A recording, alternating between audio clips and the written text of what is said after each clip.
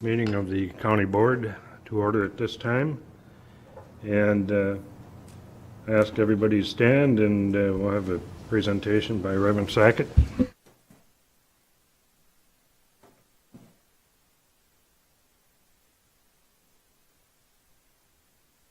Thank you so much. It's on, okay. Thank you, Chairman Peterson.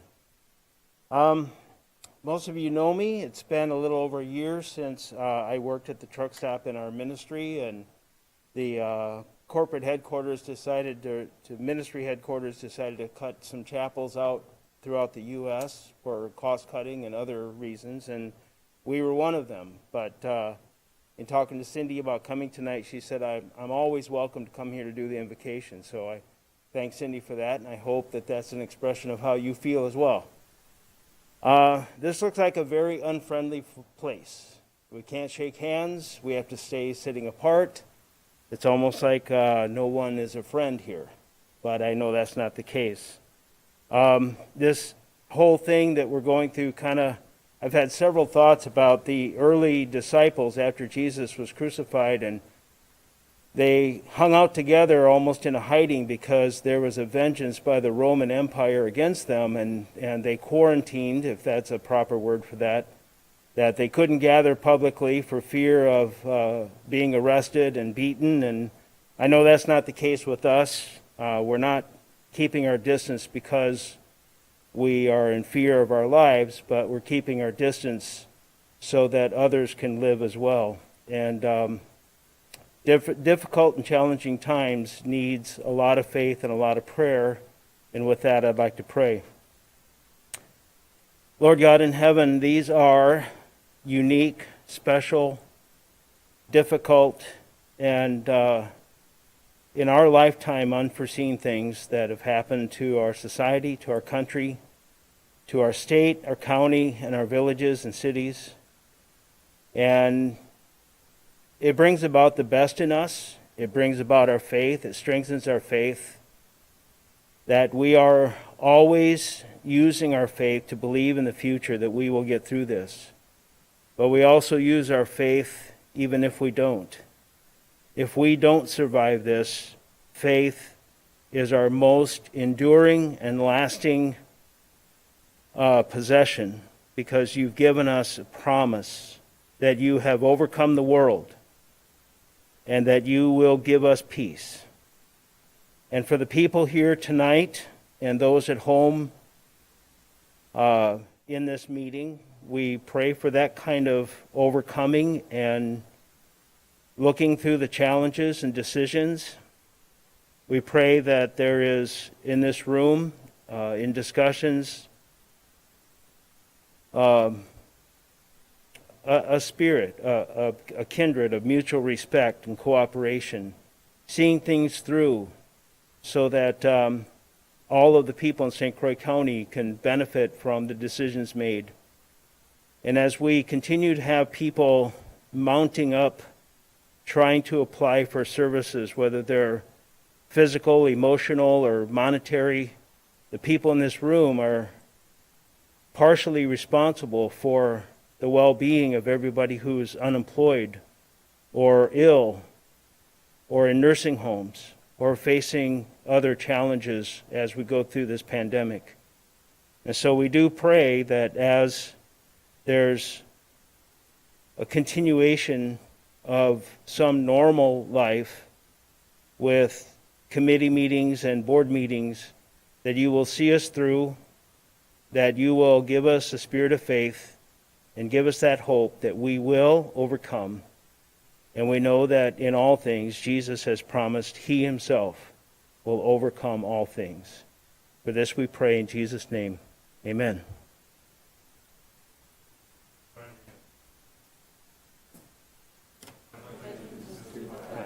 Of the United States of America, to the republic for which it stands, one nation, under God, indivisible, with liberty and justice for all.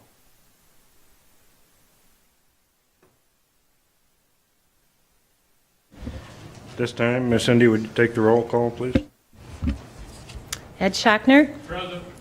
Sean Anderson. Present. Bob Long, Here. Kathy Leaf, Present. Kara Cook, Present. Tim Hall, Present. Paul Burning, Here. Rick Otino, Here. Bob Fiedler, Present. Dave Osnes, Scott Counter, Dan Hansen, Present. Scotty Ard, Present. Greg Telejohn, David Peterson, Present. Paulette Anderson, Present. Judy Achterhoff, Present. Shelley Tomschick, and Bill Peavy. Present. One absent. Okay, next would be public comment. Pat, you said there was nobody in public comment? Okay. Nobody in the comment room at this time, and having received no slips, you may, yes, go ahead. I didn't think to notify you ahead of time.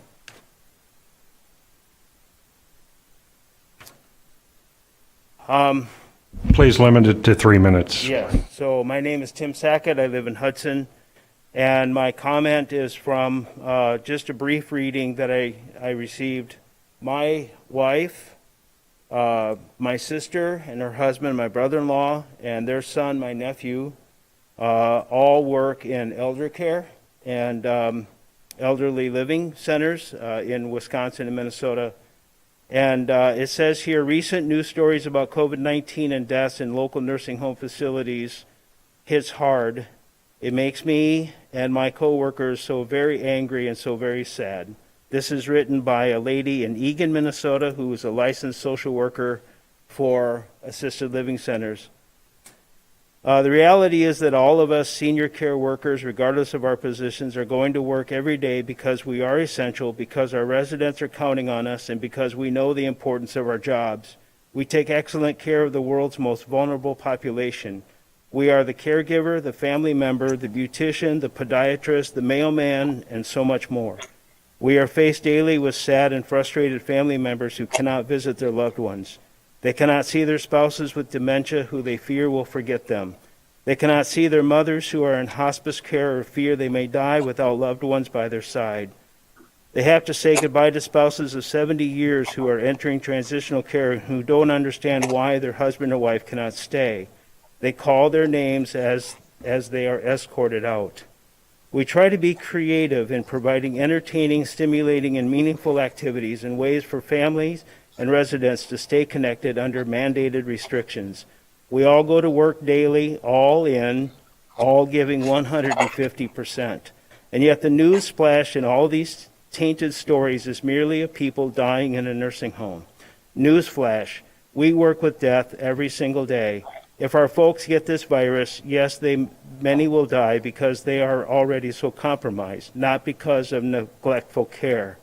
In fact, I would suspect that those who died in the homes most recently in the news were surrounded by loving staff at their bedsides, making sure they were comfortable and would never die alone. Why do I think this? Because death does happen in nursing homes. The difference now is that families are not able to be there. Hospice and other support staff are not able to be there, but we are. So when every other essential worker is being recognized and we are left out, to one another, we are amazing. We are angels. Our residents and their grateful families tell us so. That's what matters. For all the unsung heroes working in senior care, amazingly well done job. So I want to say that on behalf, not just family members that I have, but public and private elder care workers. And I want to thank this lady, Linda, from Eagan, for writing this article. Thank you. Thank you. And anybody else that wanted to comment? Seeing none, we'll continue now with the consent agenda. Chair, I just wanted to say Supervisor Telejohn is online now. He's present. Thank you. Okay, for the consent agenda, I'd entertain a motion to accept. I would move to accept the consent agenda. Mr. Chairman, can we amend the minutes on one particular piece, a slight amendment? Can I make that motion? Is this, Go ahead. What's your correction? You have a correction? okay, so, Or do we have to, I'm sorry, let me ask a procedural question if that's okay. Okay, to amend the minutes ever so slightly, do we have to pull item 1? Corp Counsel, reading it. No, if it's a simple correction and there's no objection, it can be done without it being pulled. Is it a grammar or something else? Go ahead. Just to insert on a little bit more detail on the resolution that was passed. The one that was, the number is not on here. So point of order, we haven't had a second. We have to have, the motion has to have a second. We need to be It in is second. discussion. I did Can have we a get a second, second? yeah, from Yeah. Dave Osnes, yeah. What's the wording change? Just, I want it put in there, if it's okay, that there was strong objection to the timing of the hiring of this position based on the COVID-19 crisis, because it didn't say that in the minutes at all, it just said that discussion happened, if that's okay. Any objections to the? Yeah, I object to that. The minutes of a meeting need to say what the motion was, whether it passed or whether it didn't pass. It's not supposed to be a recording of the dialogue that happened. That's why we have the video, which record the meeting. If somebody wants to know what happened, that's what it's for. Corp Counsel, would you agree with that? I would agree. It's not a broadcast of what's been done. If it shows the vote, then the minutes are sufficient and serve their purpose. Okay, then it's my decision that the minutes will stand as read in the consent agenda. And any further discussion on the consent agenda at this time? Seeing none, we'll vote. We'll need a vote on that, right? Yeah. Go ahead, Cindy, roll call. Okay, we'll do a voice call on that. All those in favor signify by saying aye. Aye. And opposed? Aye. Opposed? Carries. Thank you.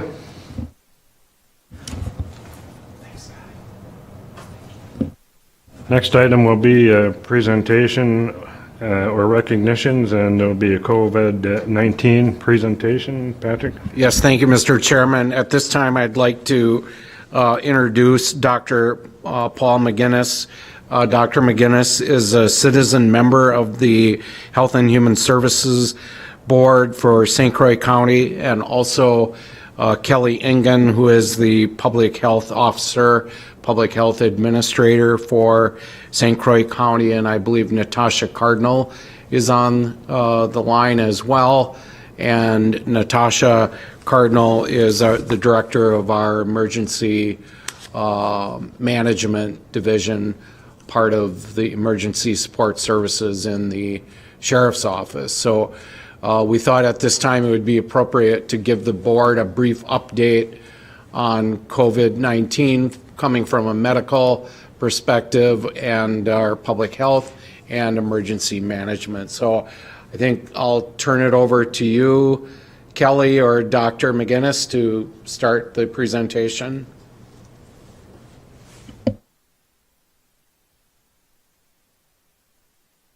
There we go.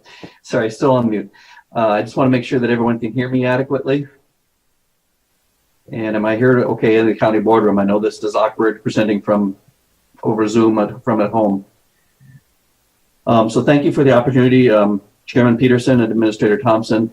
The goal today is to present kind of a brief update, some basic background, and give you a discussion of what we know at this point in time, as best we've been able to determine. Of course, there's so much that is unknown and still unsure, and those make it very difficult times indeed. So if we can go ahead to the next slide. I will skip some of the points as I go through the presentation in the interest of time, but want to be clear a couple things. The name of the virus, the specific disease is COVID-19. We all know it started in China.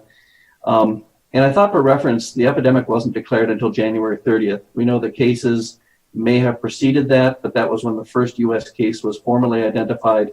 And so this is just a short span of 3 months ago and a little more. So that's not very long in the grand scheme of things, but I know as most of us feel, this has been going on for a much longer period of time. We have had other past coronavirus infections. This is a family of infections. SARS is a respiratory infection. MERS was an infection coming out of the Middle East. Fortunately, neither of those spread widely in the U.S., although there were a few cases, nor do they seem to be nearly as virulent or as spreadable as this particular outbreak. And we can go to the next slide. Transmission, again, I want to be clear, this is still not fully understood. There's still a lot of conversation, but I think that there are some basics that have been identified. This is primarily an aerosol droplet transmission. It's primarily contact, so your hands to your face and touching somebody else or being in close proximity with air transmission is the risk. So hand washing becomes one of the most important things we can do. We do know that this is spread through the air, through coughing, through singing, even talking can be a source. The recommendations say 6 feet apart, but that is based on somewhat limited data. 10 feet might be a little bit better number as people are able to do. All the guidelines and the recommendations now are for 6 feet. But if you're being cautious, a little further isn't going to hurt. It may stay in the air for up to 3 hours, and that's a major concern. And I will circle around back to that point in a few minutes. Hard surfaces for 2 to 3 days, so think countertops, tables, things like that. Cardboard for up to 24 hours. Groceries were a concern early, but they think now that that's less of an issue. Again, wash your hands after you've handled them. Take care of your produce, your fruit, your meat as you typically would. Food and water are generally not considered a source of this transmission, and that's called fecal-oral transmission. So the food that you pick up from the restaurant is unlikely to pose any risk, at least for this. Incubation, we know that it takes about 4 to 8 days after you've been exposed to this virus before you begin to develop symptoms, if you develop symptoms. There's some debate about that, but again, I'll talk about in just a minute. That's why you'll hear public health asking to isolate for 14 days. But at that point, we're pretty sure that if you were going to develop symptoms, you would have, or if you contracted the condition and are asymptomatic or pre-symptomatic, you should be out of that time frame where you are likely to give this to a friend, a neighbor, someone you love, or a casual contact, or somebody that you pass by in a store. The disease itself, some do not have symptoms. It can be as high as a quarter. It could be as high as half. That's one of those pieces we just don't know yet, and that's so frustrating for everyone concerned. Also, some people are pre-symptomatic. So just as you begin to get that little bit of a runny nose or that little bit of early COVID symptoms, you can spread the infection at that point in time. Many will have mild symptoms. The vast majority of folks will have mild symptoms, but you can still spread the virus through a cough. There was a choir in Washington where it was widely spread throughout the choir and nobody was ill at that time. So the singing was part of that process. Children can get the disease too, but they don't tend to get as sick. This is one of those infections that doesn't seem to strike our children as much as it does our elderly, which is unique with this particular illness compared to others. The thinking right now is about 5% of people will get severe disease. That could change as we understand how broadly this is disseminated within our population, and that number may be a lower percentage. At this point, that's what we're able to find. People over the age of 65, especially those over the age of 80, or with chronic health conditions, seem to be at highest risk for severe disease and the potential for death. Minnesota's experience in the last few weeks has been particularly difficult in this area. Their dramatic and rapid increase in cases has been primarily around their elderly population, and that's been pretty devastating. They had been having a much lower case count and numbers of deaths in Wisconsin until about 2 to 3 weeks ago, and since then, that has dramatically changed. If you have heart disease, if you have diabetes, you tend to be at particular risk. There are concerns for people with lung disease, asthma, smoking, but that may not be as much of a risk as heart disease or the diabetes. And there's some early thinking about why that's happening, but nothing that's for sure. There's early suggestion of more deaths in African American populations and in Latino ethnic groups. Again, there's a lot of questions about why that might be occurring. An early suggestion may be that it's due to crowding, socioeconomic conditions, more disease, less access to healthcare. There's also some questions whether there's some genetic differences or not. And at this point, really nobody knows for sure. Symptoms, again, you've all seen these. Again, this is the point here that unclear at this time as to how many may be asymptomatic, but we know it is a high percentage. Some may be pre-symptomatic, so they're just starting to shed the virus. You're going to get sick, but you're not quite there yet. Usually that's a 2 to 3 day or 1 to 2 day process. And people with the symptoms below may have COVID-19. But there's lots of other things that do this too. Our typical cold, some of which are another type of coronavirus, can cause some of these symptoms. Certainly plenty of other things can do this as well. Abrupt onset of shortness of breathing, high fevers, a loss of sense of smell or taste. Those seem to be the ones that are most prominent with this particular disease. So if we can go on. You're hearing a lot about testing, and so I wanted to review this briefly. Long story short, there are 3 kinds of tests we're dealing with. 2 of them are to diagnose or to look for the presence of that virus or presence of that infection. One is a standard test. I say on here 2 to 5 days. I think we're now most of these tests are coming back in 1 to 2 days. That's really good news. It used to be 5 to 8 days back in early April, end of March. So that's a huge improvement. There is now a rapid test that is available in some places and in some facilities, and that can get you an answer in as little as 2 hours. And the numbers and availability of that particular test is also rapidly increasing, as is the standard diagnostic test, which is called a PCR test. The second major type of testing is the antibody test. This will let you know if you've had the infection. So a number of days after you've had the infection, your body will have measurable levels of antibodies, typically. This is still early in its research and in its scientific understanding. There's a lot about the antibody status we simply don't know. In some cases, there's lots of variability. So you might have a coronavirus antibody, but it could be to the common cold, might not be to COVID-19, and therefore you may not have adequate protection. Also, we don't know that antibody levels at this point convey protection against COVID-19. That is still not for sure. And there are some questions of some people who may have recontracted COVID-19.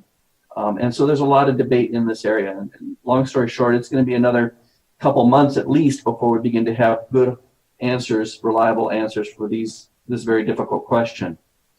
Some of the antibody tests that were released earliest are also deeply flawed. There's a lot of cross-reactivity with other types of viruses. They're not terribly reliable.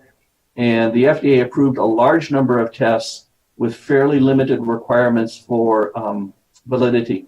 And so I believe they may be in the process of going back to look at some of those. So long story short, good, reliable antibody testing is just beginning to come out now.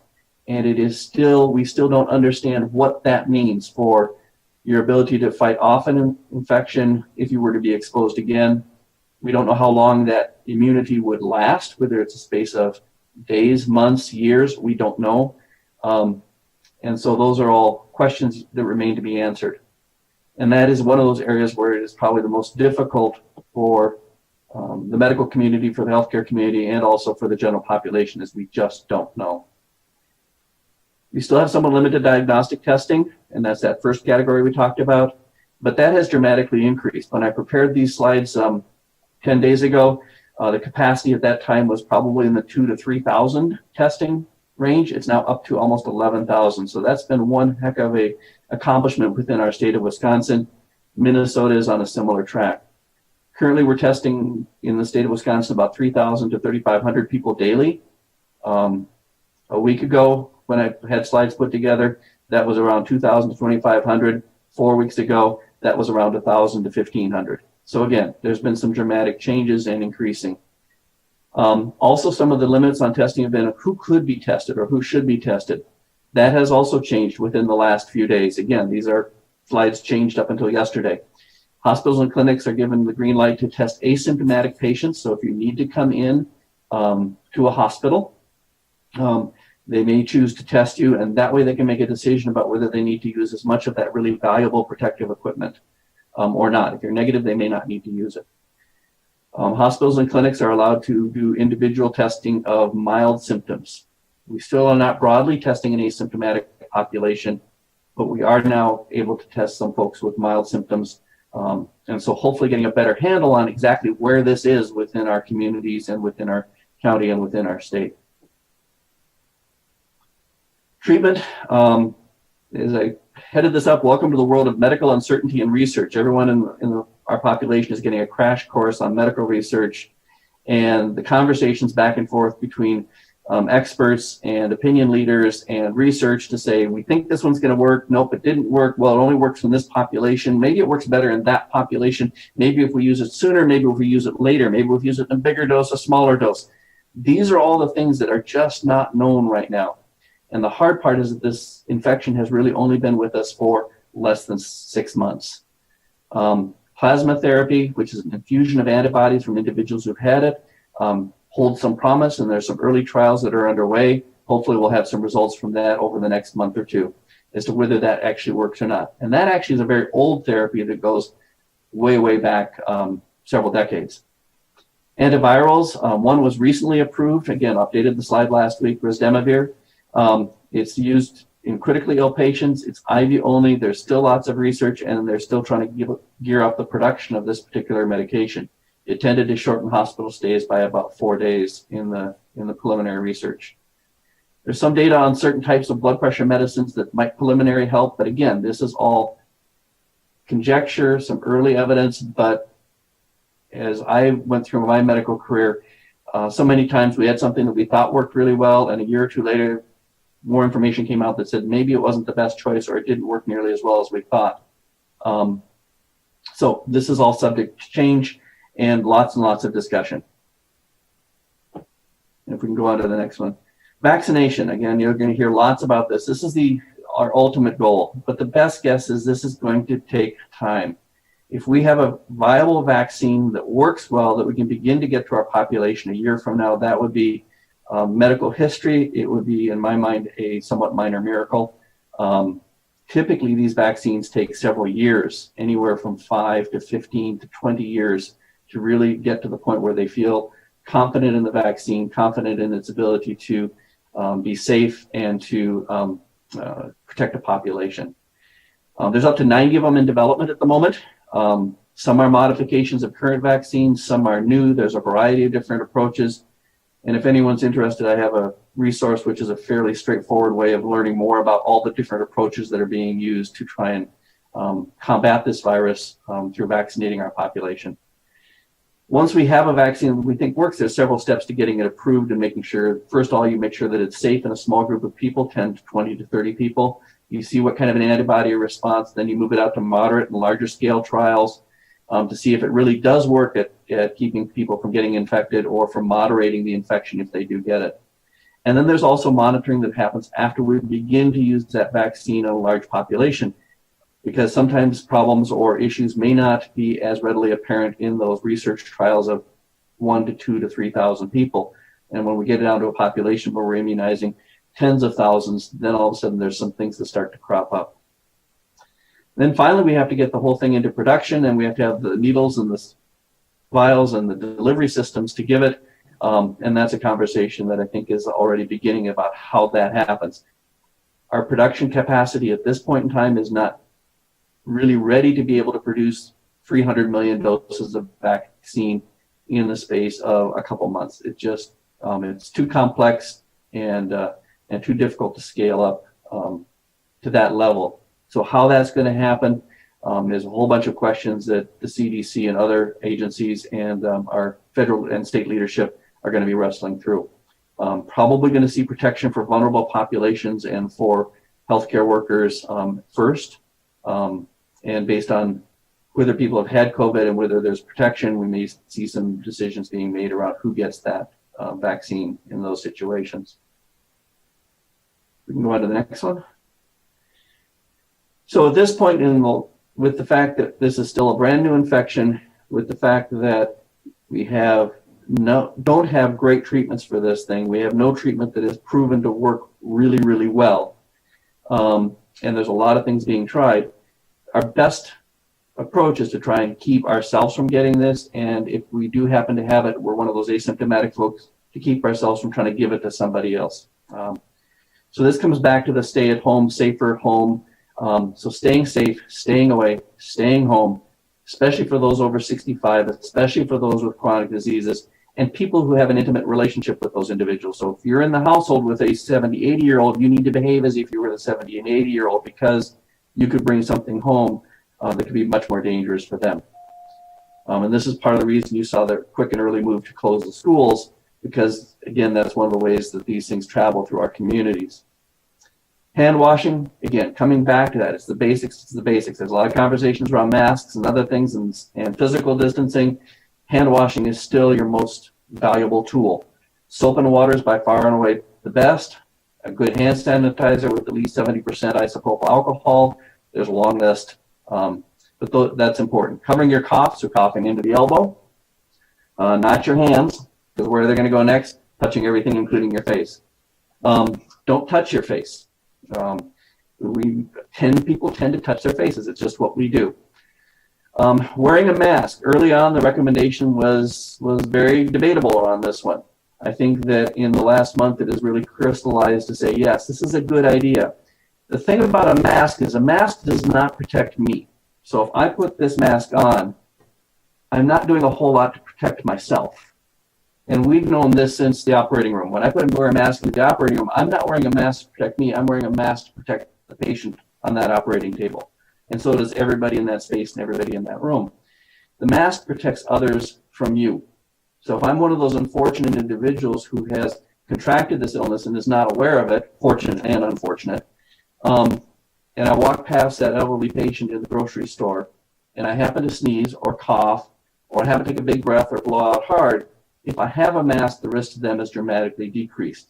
It doesn't go to zero, but it is dramatically decreased. If they're wearing a mask, that helps a little bit too, not as much as me wearing the mask. And so that's why you're hearing this consistent recommendation and this consistent request.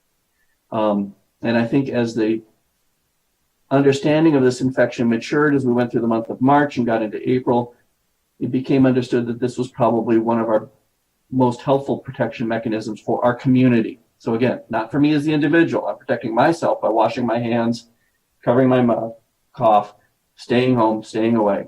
I'm protecting others when I am out, because some of us have to be out, or we have to do a variety of things, or we just need to go for that walk, which we should. Wearing the mask can make a significant difference for those around you. Distancing, we talked about. Large groups, again, we have those outbreaks where we can identify a large group that got together and then it just explodes through a community. The one nursing home out in Seattle, it was one staff person. Another nursing home or assisted living facility in Minneapolis, it was one person who came in with that infection that then cost a number of individuals their lives. So stay at home. Really stay at home. If you don't need to be out, if it's not essential, please stay at home. If it is essential, then please do it, but do it cautiously and carefully. If you have exposure, if you have travel, if you have a work exposure, if you have a mild illness, then you're encouraged to self-isolate for 14 days. And that means no contact. That means staying by yourself. And I'll go on to the next slide. And at this point, just a couple quick comments before I turn this over to Kelly.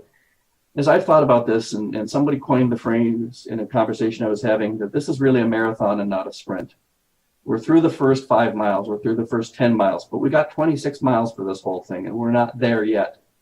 And this is the hard part about it. This is where you hit the hill, this is where you hit the wall, this is where you hit the hard part of it, is to keep on moving through it.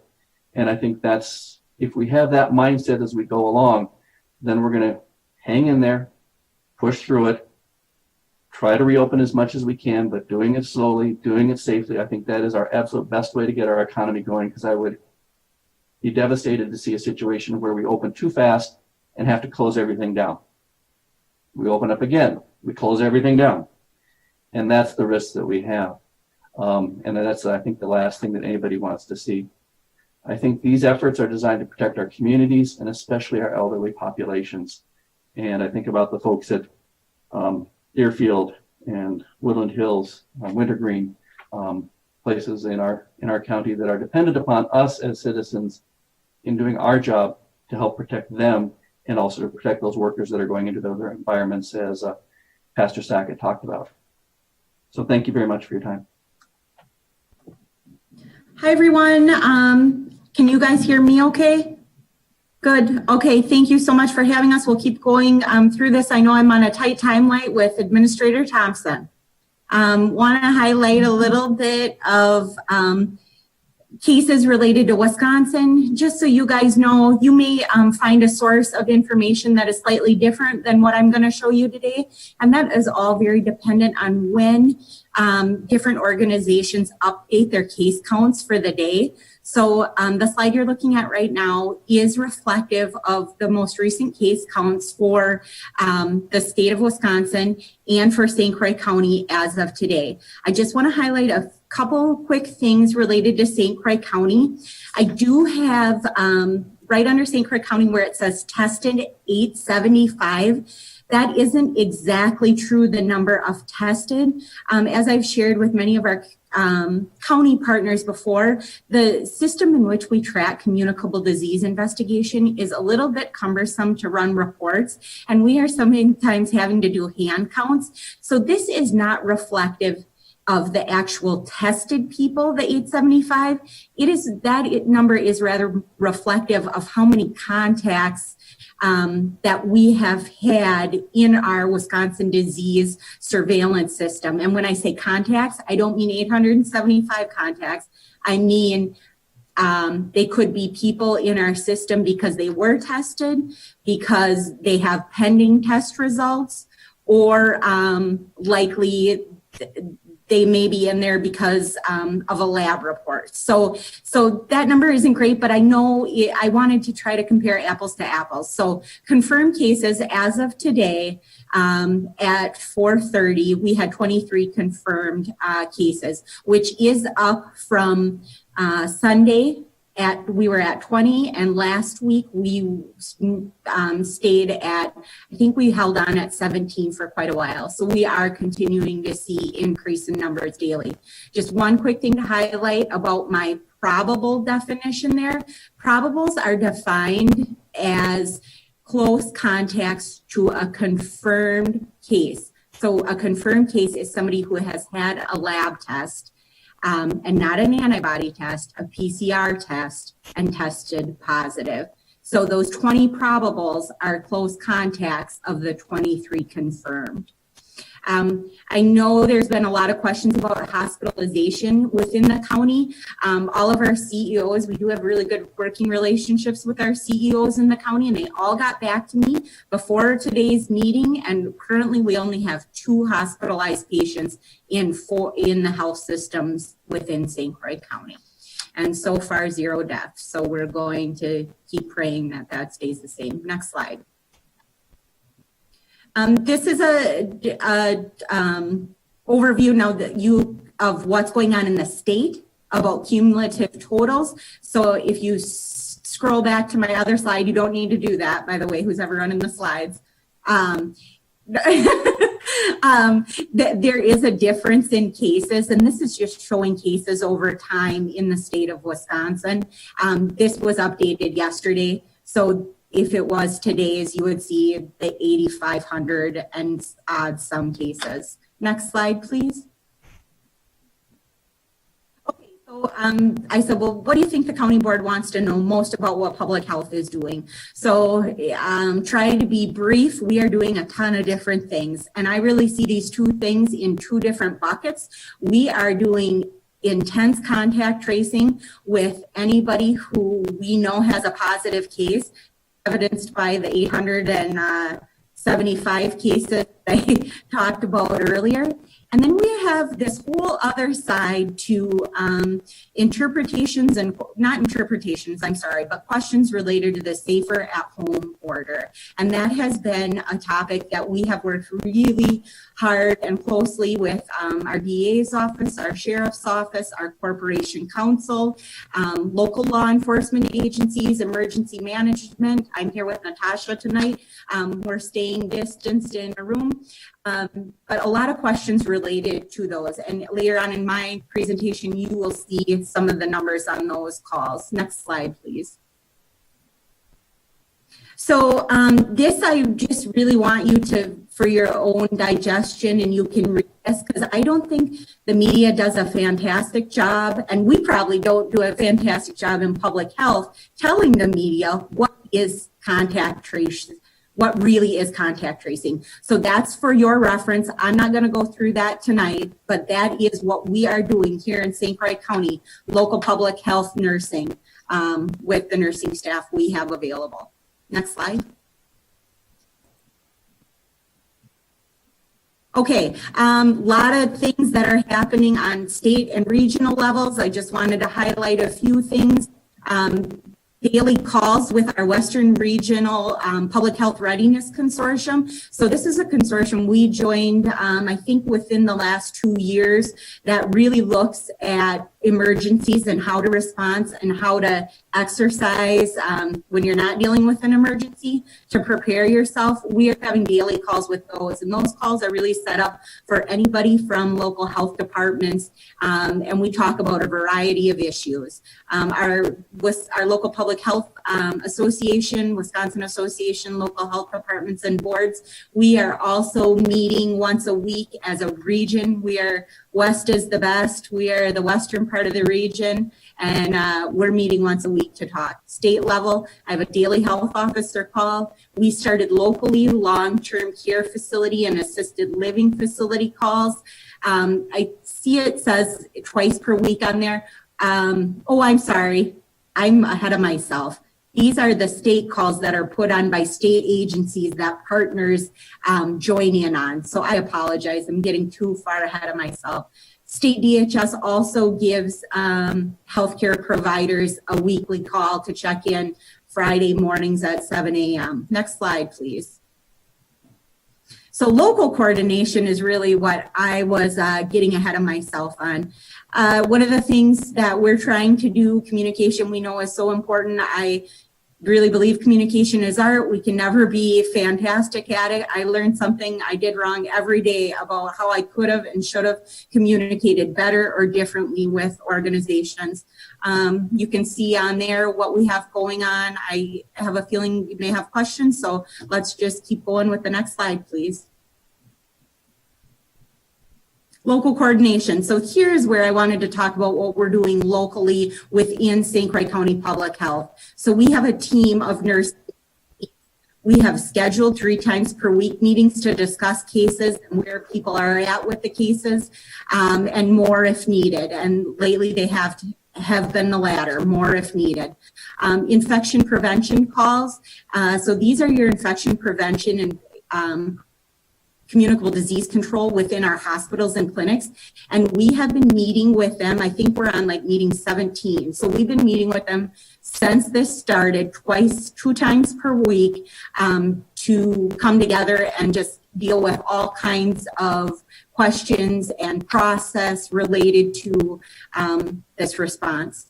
Long-term care facilities and assisted living. This is what I got excited about. We started these calls this week is our 3rd week. So we have everybody in the county that represent one of these organizations invited to this call weekly. Last week started a chief city administration meeting with Hudson, New Richmond, and River Falls, and our public health supervisor, Lori Diaby, who isn't with us tonight, is really leading those calls. And that, as you can imagine, are really related to safer at home order and how we are working with the local people, how to navigate some of those tough issues that we're dealing with.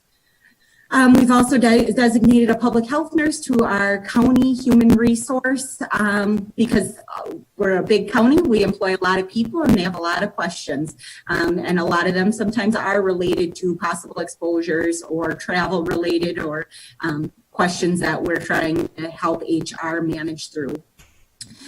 Worked really closely with our medical examiner, who I just cannot enough good things about. I can assure you, you live in a county where the medical exam really knows what she's doing and is planning. And I know there is likely not many counties that have fashioned what our medical examiner, Patty Schottner, has for us.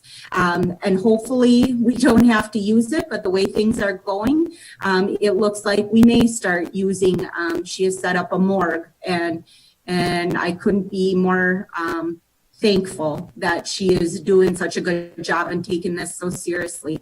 We also set up a process really early on to talk through postmortem testing.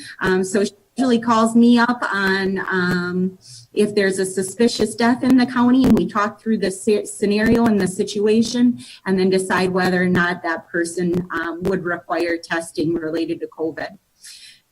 Also, we have a process set in place for county dispatch. So we get, as we identify positive cases, we make sure dispatch, St. Croix County knows the addresses of those cases. So then if there is a call to EMS, fire, etc., they get an alert that says, hey, this is a COVID positive test. And I shouldn't say alert, I just don't know the logistical right terms to use, but we put that in place, and that was done before we even ever had a case. Sheriff Knudsen was on the ball and really wanted that in place, and we got it done. So also we have a process set up with our children's services staff, so we're checking kind of those same kinds of concerns about going into a household who may have either a suspect COVID or a positive COVID test. Next slide, please. Here's more of the local coordination. So far, and this was updated yesterday, we've received 455 COVID phone calls. We've received 133 safer at home complaints, and it's been a mix of complaints about business or general public not complying with orders. And almost 60,000 views on our COVID-19 St. Croix County webpage. Next slide. Just wanted to run by with you. I know there's probably been a lot of concern and questions about, well, how is this really getting done related to compliance with safer at home orders? And obviously, as a health officer, I have always been taught and always lead with the notion that we want to work with anybody that we come in contact with. We do not want to be a heavy hand nor authoritative, and we seek for voluntary compliance always number one. And I really want to make that clear because I think there's question about that. So in partnership with, as I mentioned before, district attorney, corp counsel, sheriff, we've got a process that's in place. It depends how some of these complaints come in. Sometimes police will be hearing of them first. Sometimes it'll be public health. And then we kind of get together and say, okay, what's going on? We find out more information. If we see that there is a violation in the order, either police or public health will send out a cease and desist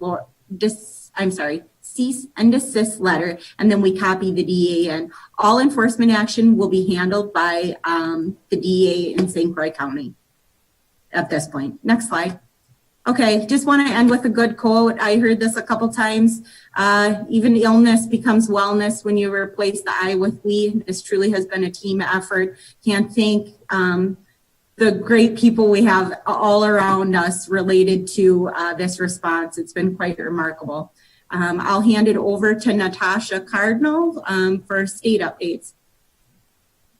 You don't need to Okay. Okay. As long as everyone can hear me. Good evening, everyone. I'll just briefly go over what Wisconsin Emergency Management and what the local emergency management department is doing with public health. So at the state level, Wisconsin Emergency Management is providing daily state emergency operations center briefings with local emergency management expected to be present, interactive, and a conduit of information with situational awareness from the state to the local level. There we go. Perfect. St. Croix County Emergency Management is involved not only in the daily state calls and briefings, but among multiple other agency facility calls and planning meetings, including a lot of what Kelly said, West Central Emergency Management Region meetings, healthcare emergency readiness coalition meetings, meeting with local EMS, police chiefs meetings, hospital clinic meetings, infectious control teams, daily with the sheriff's office doing briefings, county administration and department head weekly meetings, and then all state county emergency management, public health officer coordinated calls, and then also leading on a strict personal protective equipment, so PPE strategy design team with the state as well. The State Emergency Operations Center continues to be activated at a level 1. And what that means is that it's fully activated with several different agencies and organizations in the room to support the emergency response, business continuity, resources, and crisis communications. There's a lot of decision makers in that room supplying us with the most up-to-date information every single day. We have our Emergency Operations Center partially activated to support and coordinate incident management activities with public health. Every week, one of the things that we started back in mid-March is emergency management in coordination with public health, the sheriff's office and other safety officials provides a platform for all municipalities, school districts, and first responders to join a conference call. And we provide everyone with a briefing on everything that's updated and changes at the state level, the federal level with Wisconsin DHS, the governor and other state agencies such as the DNR. This is something we started, like I said, in the middle of March to keep situational awareness throughout the county, connect people to available resources such as grants, food resource directories, programs and benefits, emergency health orders, healthcare programs, CDC guidance, travel guidelines, PPE, public assistance, and much more. One of the biggest tasks that emergency management has on our plate right now is procuring, inventorying, sourcing, allocating, and tracking PPE, personal protective equipment, from the State Operations Center. So unfortunately, PPE is in critical short supply throughout the nation and state. So guidelines were developed and put forth from the state on a long-term strategy for PPE distribution, including a decision matrix and how we allocate throughout the county. On a weekly basis, emergency management submits a survey to the State Emergency Operations Center. And that survey is already goes out throughout the county to agencies and facilities asking what their requirements or what their needs are. We send that survey into the state EOC, and what they do is they ship it out within the following week, and then we have to allocate those resources. So they, like I said, they're distributed weekly, and then due to limited availability, we might get a small supply, we might get none. It's determined, the state has, it's based on population and then several other factors, but supplies are being prioritized for those who need it for providing direct patient care, and then going to essential operations with workers who are directly interacting with COVID positive patients and infections where social distancing is not possible. So before making PPE requests to local emergency management, agencies must fall within a few different categories. They either have to be from a hospital, long-term care facility, ambulatory care clinics, law enforcement, EMS, fire, or the medical examiner. That's not an all-inclusive list, but those are our top priorities of where the PPE gets distributed.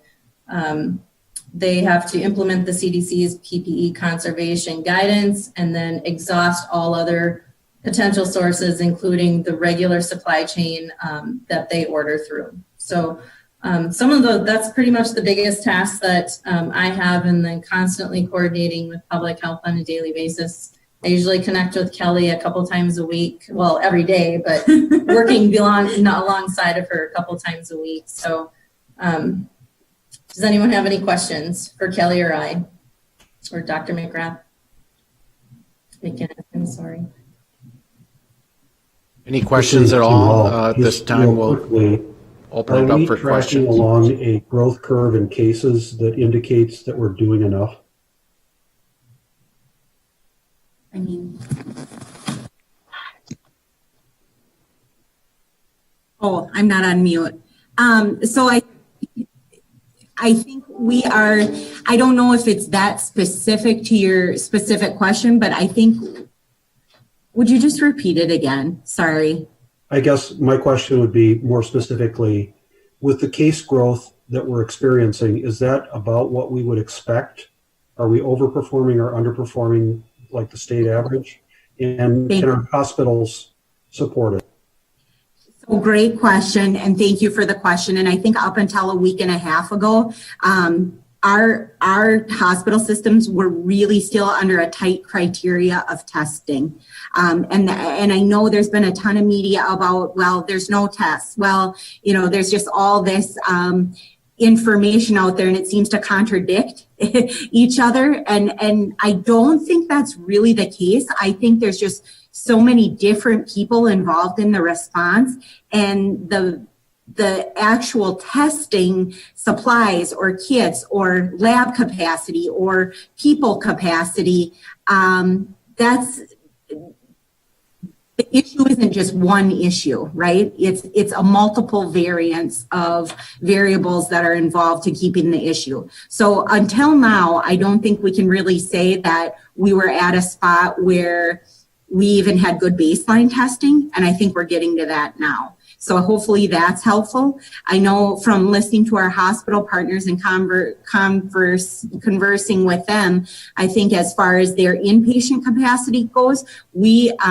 know that they have capacity to see patients and take care of very sick patients. And then if that's not the case, then they also have travel patterns and can ship patients. As far as the testing piece goes, we have really tried to bring testing to this area. I didn't have a slide on this, and the Health and Human Service Chair, Dave Osnes is not going to be very happy, because I told him I'd have a slide about these community testing sites, and they are happening this week, Friday, February, May 8th. And Saturday, May 9th, in our areas. And I did send something to Ken Witt so he can share that with you. Sorry, that was a really long answer. Dr. McGinnis, I'm sure you want to clean it up. A couple thoughts. I think we're going to see the case counts in Wisconsin and in St. Croix County increase markedly over the next couple of weeks, simply because we're testing more.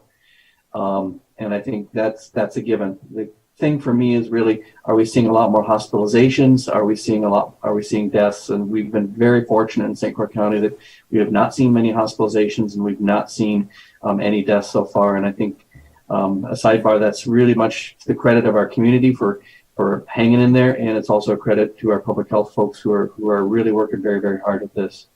So long story short, the numbers are going to go up. Have we bent the curve enough? We always would like to see a lot less than what we're seeing. We're still seeing a lot of new cases in Wisconsin every day. And of course, many of those are coming out of the southeastern corner of the state. The thing I get concerned about is we're so tied to the Twin Cities. If you watch the numbers over there, those have increased, but primarily in elderly housing. So we need to keep doing what we're doing. We're not through this yet.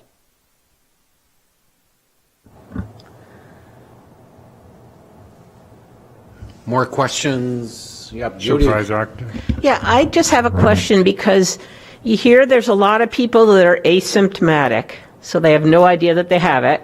And I know that online on our emails, it had a list of where they were going to have the drive-through testing, but it was also saying for people with symptoms. So now, how do you know if you have it if you don't have a symptom, so they won't test you? I mean, what are you supposed to do?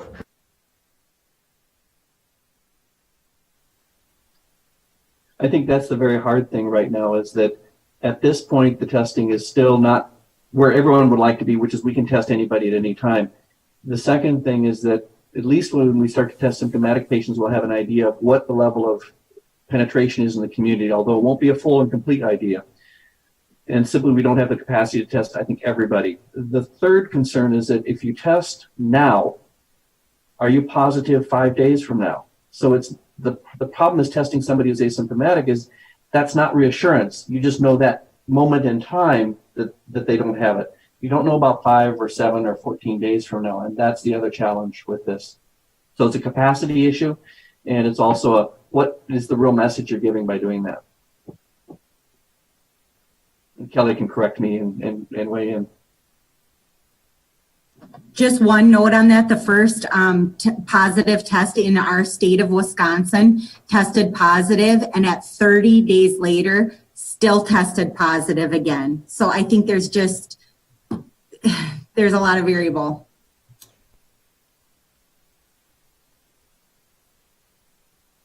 Supervisor Long?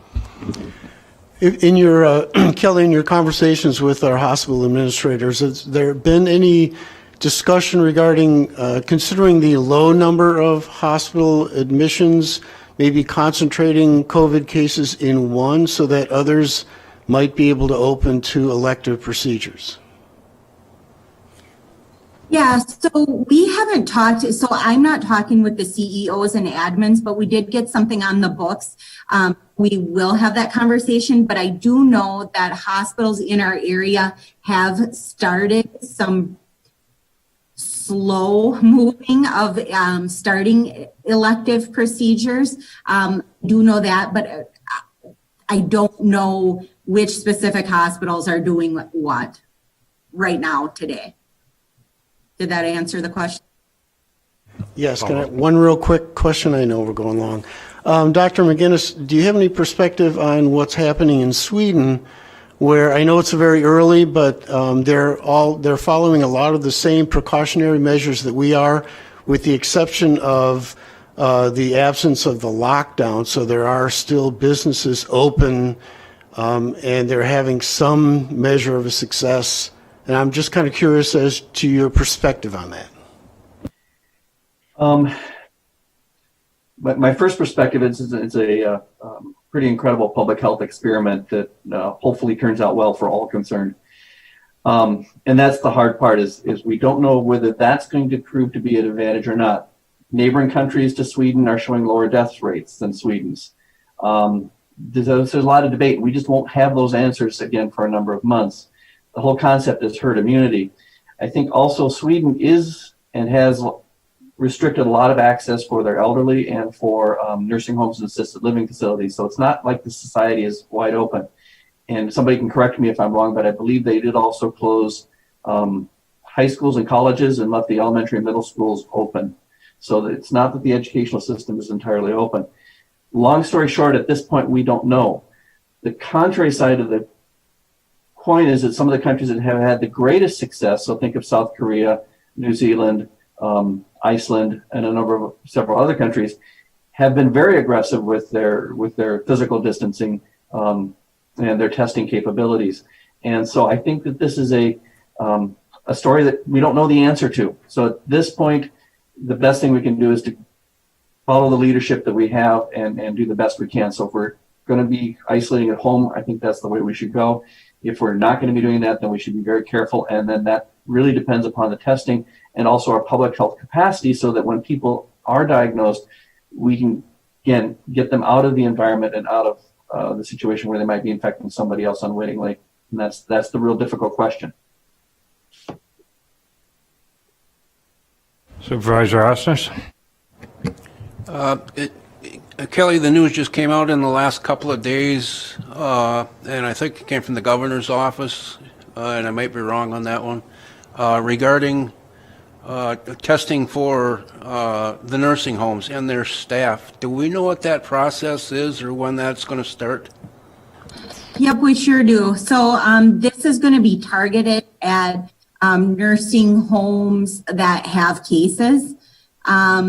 I just got this update today on the health officer call, so I don't know a ton. They said they're hoping to start testing. I hate to be a downer, but I would guess you're going to see testing in this part of the state slowly move this way.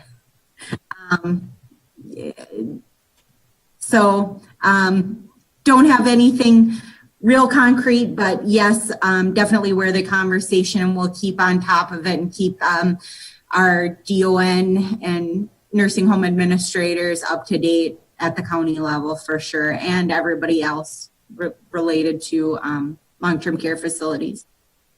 But And then just a follow-up comment, Kelly, too. I appreciate you taking the time. You and I have been on the phone every once in a while, 2 or 3 times a week, and you've done a great job giving me updates on that. And hats off to you and the entire staff for a outstanding job well done. Supervisor Ard?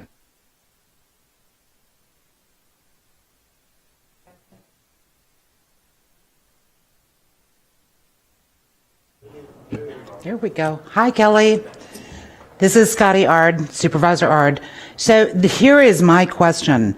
Because I am in the business of dealing with persons who are homeless and quite transient, we have put in place in all of the day, overnight, and full stay shelters that we have propriety to, testing measures. If you leave for work, you have your temperature taken. When you come back, you have your temperature taken. Everything sanitized 4 to 5 times a day, including client rooms or any sleeping areas. Sanitization from top to bottom and all corners. But our concern is this. We have a transient population. Some persons may be with us for several months, others only hours. Some present with symptoms. We do encourage to see the doctor. Let us call. Let us take you there. Oftentimes we don't. What can we do better in case we have someone who is positive that may be slipping through the door and then transferring anywhere else in Wisconsin? Because a homeless population, they travel extensively.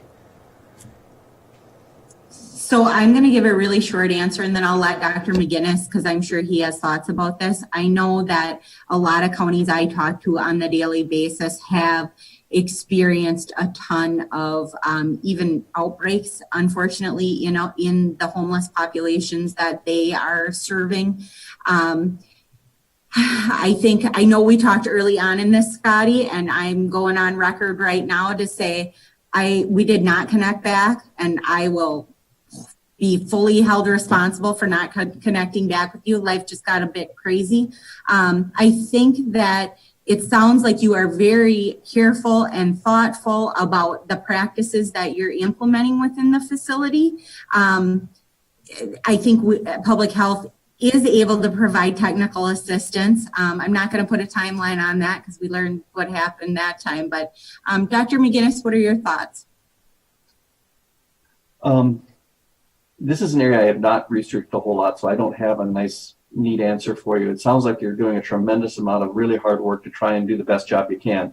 And I think that's the first thing. I think providing shelter, providing food, providing housing, providing temperature checks, offering all the assistance you can, those are critical things.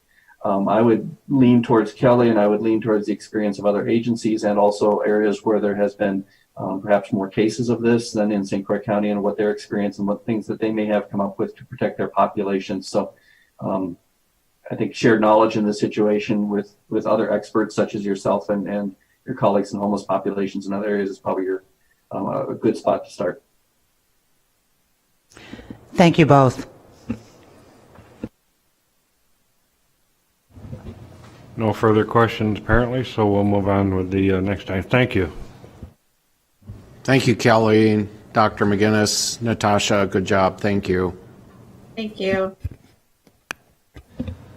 Okay, the next item would be Finance Department Annual Department Report. I understand it's unchanged from our last meeting. It was so close to this one. Pat, do you want to comment? Yeah, in the interest of time this evening, Mr. Chairman, I'm going to ask that we entertain questions from the Finance Director, Technology Director, and Facilities Director annual reports. If the reports are in your packet, and all gentlemen are here this evening if there are questions. But in the interest of time, I think we should keep moving. Okay, all 3 reports are there. Questions? Supervisor Long? Did have a question for our technology director. Yep, John. The one thing that I was curious at when you talked about training, on the new system, are you getting support from your vendor in terms of not only daily support, technical support, but also training support, or sufficiently for your needs? So a lot of that is managed through the finance department and the HR department, because those are directly related to them because it's a cloud-based system. My department really has limited role in support for that. Maybe application help along the way. Typically, we research what needs to be, what finance or HR needs help with, and we'll help them. And typically, it's some type of programming or reporting or functional configuration need, and we'll help them. But usually, they work with our cloud service provider, which is Cherry Road, I believe, is where we're getting most of our support through. And then Oracle also, we open up service requests through Oracle, which is included in our annual subscription. So we do get support. It is obviously email and telephone based, but it seems sufficient at this time. Supervisor Hanson? I would suggest if we're not going to have annual reports, we should just not have annual reports. The idea of having an annual report where we learn something is seemed to have gone by the wayside. We can email questions based on annual reports being submitted by email anytime. Right, they haven't gone by the wayside. This will be a topic of discussion at our next admin committee meeting when we take up the bylaws, Dan, and there's some discussion about placement of the annual reports on the agenda, at what point in the agenda we would have the annual reports. They haven't gone by the wayside, but in the interest of time this evening, we thought we would dispense with the annual reports. But all gentlemen are here, the directors are here if there are questions. I have a question about capital expenses. We have a lot of things that we're spending money on when our budget is getting more and more constrained, and this especially has to do with facilities.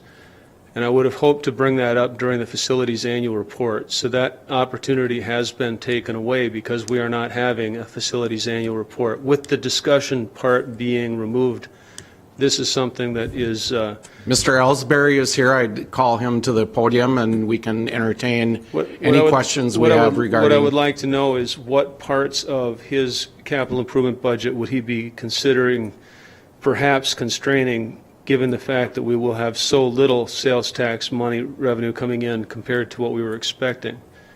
And, Jim?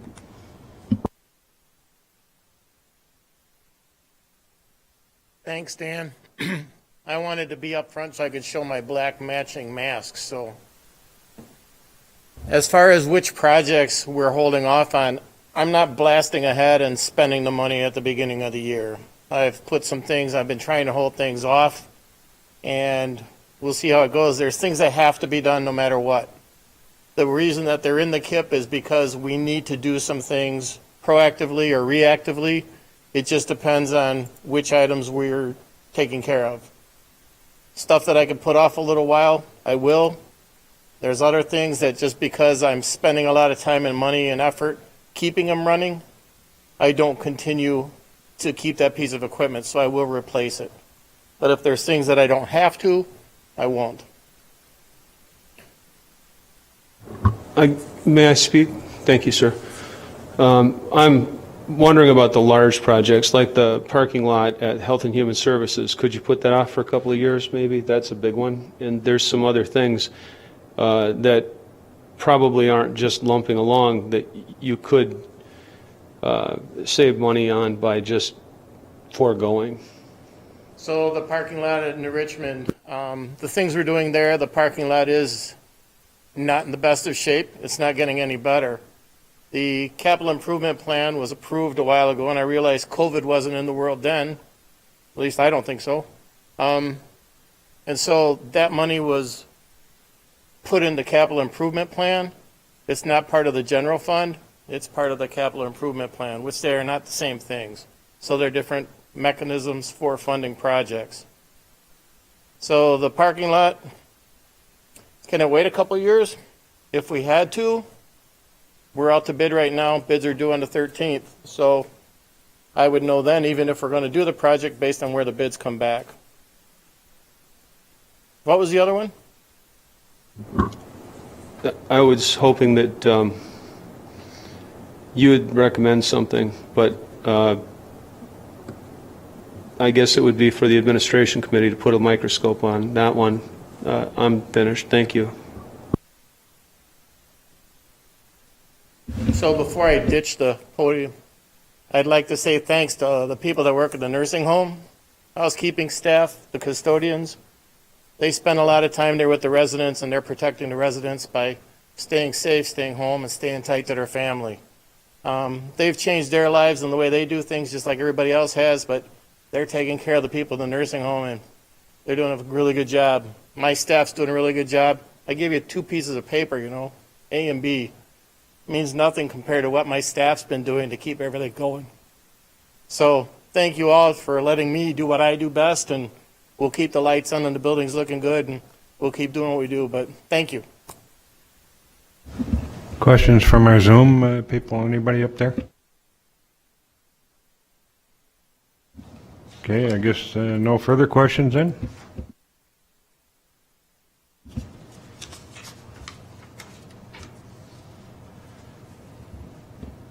We had a financial report in our last meeting, and so there's not an updated report for this evening's meeting. Thanks. Okay, Sean? It was related to the financial report. I was wondering if there are any estimates on the decreased revenue due to the COVID-19 crisis in sales tax and other things.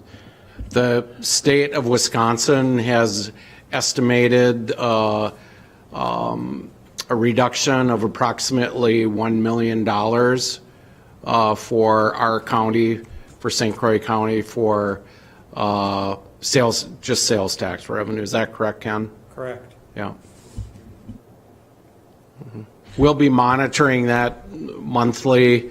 We haven't seen any, it's too soon because it's a month behind when we get the reports from the state.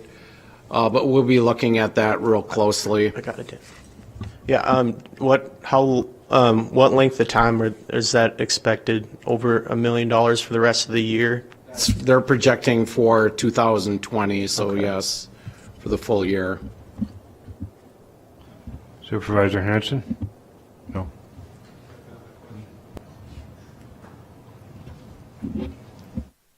Supervisor Fiedler?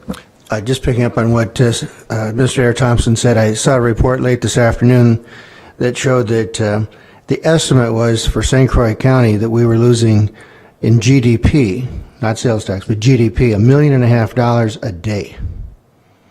And it's incredible. Yes. I would follow up on your question about sales tax. We also have to take into account that we budget very conservatively when it comes to sales tax. So we get projections at the beginning of our budget year from the state of Wisconsin, and they give us a projected number for sales tax. Some counties just plug that number directly into their budget, but we do not. We historically have budgeted under in terms of what the state has projected for sales tax, and so we budget conservatively.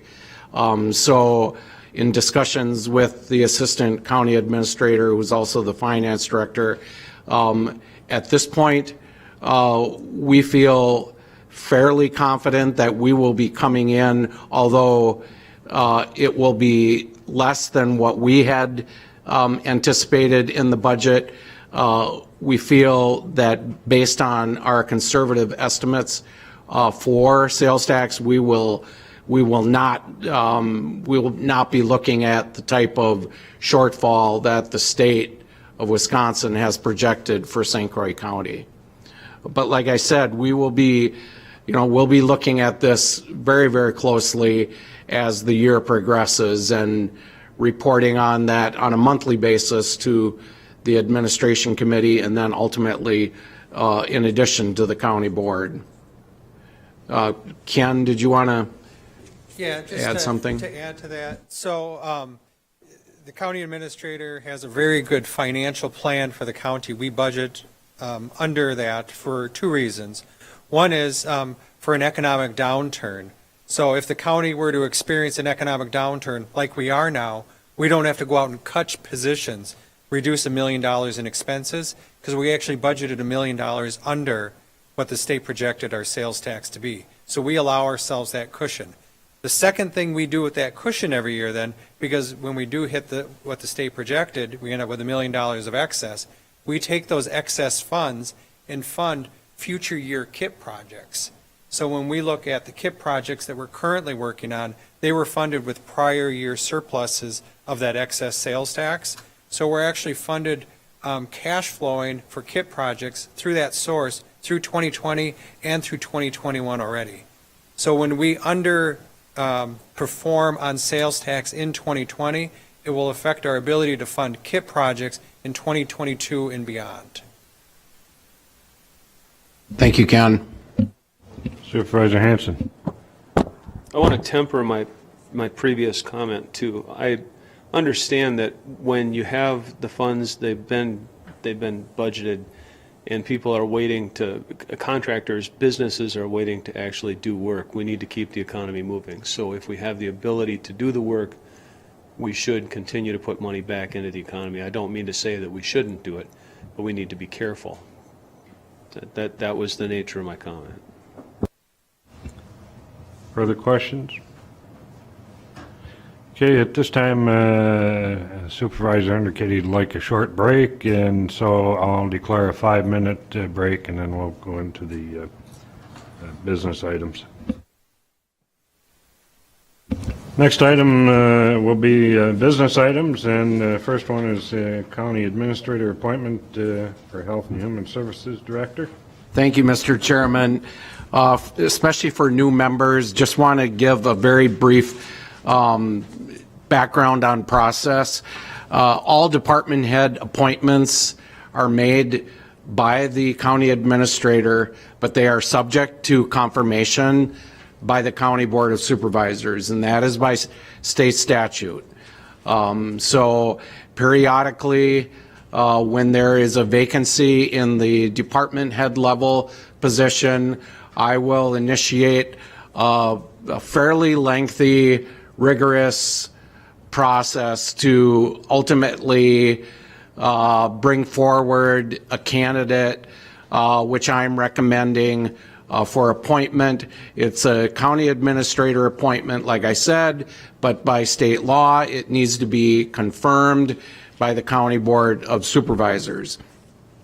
In early December, Fred Johnson, who is the current Director of Health and Human Services, notified my office of his intent to retire effective April 17th of this year. This was, I believe, I don't have the letter in front of me, but I believe it was in December of 2019. And so after the first of the year, I initiated a hiring process, notified the Human Resources Director, and we began the process of making sure that the job description and all the necessary paperwork was current and up to date.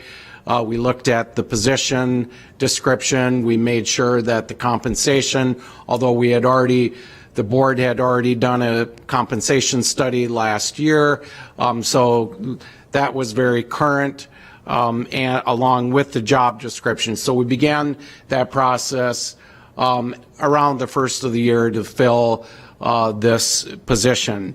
We recruited, HR takes care of the recruitment. We recruited, I believe, regionally, possibly even nationally. We had approximately 25 applications that were submitted for the position.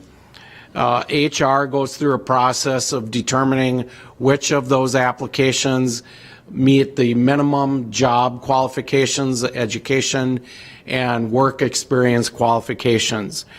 They forward that list to me. I believe I had approximately 15 applications that met the very minimum qualifications for education and experience.